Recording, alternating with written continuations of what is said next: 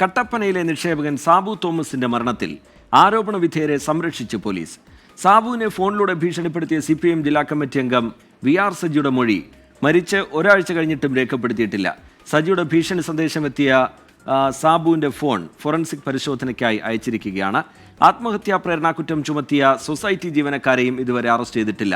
വിവരങ്ങളുമായി രാഹുൽ വിജയൻ ചേരുന്നുണ്ട്. രാഹുൽ, ഈ ആരോപണ വിധേയരെ സംരക്ഷിക്കാൻ ശ്രമം നടക്കുന്നു, അതിന് തന്നെ രാഷ്ട്രീയ നേതൃത്വത്തിൻ്റെ ഇടപെടൽ ഉണ്ടാവുന്നു എന്ന വിമർശനങ്ങളൊക്കെ സജീവമായി ഉയരുന്ന ഘട്ടമാണ്.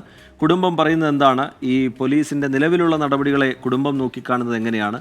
ഉയർന്നു വരുന്ന വിമർശനങ്ങളിൽ പോലീസിൻ്റെ വിശദീകരണം എന്താണ് രാഹുൽ? പോലീസിന്റെ മെല്ലെപ്പോക്ക് തുടരുന്നു എന്നുള്ളതാണ് ഏറ്റവും പ്രധാനപ്പെട്ട കാര്യം. സാബു മരിച്ചിട്ട് ഒരാഴ്ച തികയുകയാണ്. ഇതിൽ ഏറ്റവും പ്രധാനപ്പെട്ട കാര്യം CPM ജില്ലാ കമ്മിറ്റി അംഗത്തിനെതിരെയാണ് ആ പ്രധാന ആരോപണം കുടുംബം ഉന്നയിച്ചത്. സാബു തോമസിന്റെ ആത്മഹത്യാക്കുറിപ്പിൽ 3 പേരുടെ പേരുണ്ടായിരുന്നു, അത് പരാമർശിച്ചിരുന്നു. അവർക്കെതിരെ ആത്മഹത്യാ പ്രേരണ കുറ്റം ചുമത്തുകയും ചെയ്തു.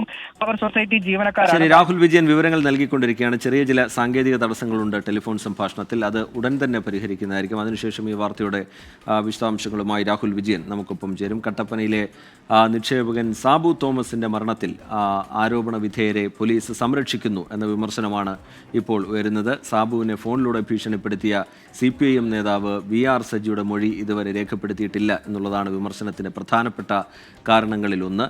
രാഹുൽ വിജയൻ ചേരുന്നുണ്ട്. രാഹുൽ, തുടരാം. രാഹുൽ, ഒരാഴ്ച കഴിഞ്ഞിട്ടും ഈ ആരോപണ വിധേയനായ ഏറ്റവും പ്രധാനപ്പെട്ട ആള്, അതായത് CPM ജില്ലാ കമ്മിറ്റി അംഗമാണ് VR സജി എന്നാണ് പേര്. ഈ ഇദ്ദേഹത്തെ ചോദ്യം ചെയ്യാൻ വിളിപ്പിക്കുകയോ കാര്യങ്ങൾ അന്വേഷിക്കുകയോ ചെയ്തിട്ടില്ല എന്നുള്ളതാണ് മനസ്സിലാക്കാൻ കഴിയുന്നത്. കുടുംബത്തിന്റെ പ്രധാനപ്പെട്ട ആവശ്യം VR സജിക്കെതിരെ ആത്മഹത്യാ പ്രേരണ കുറ്റം ചുമത്തണമെന്നതായിരുന്നു. അതിലൊരു നടപടി ഉണ്ടായിട്ടില്ല എന്നുള്ളത് ആശ്ചര്യപ്പെടുന്ന കാര്യം തന്നെയാണ്. കാരണം സംഭവം നടന്ന ഒരാഴ്ച കഴിഞ്ഞിരിക്കുന്നു. ആരോപണം ആദ്യ ദിവസം മുതൽ തന്നെ ഉള്ളതാണ്.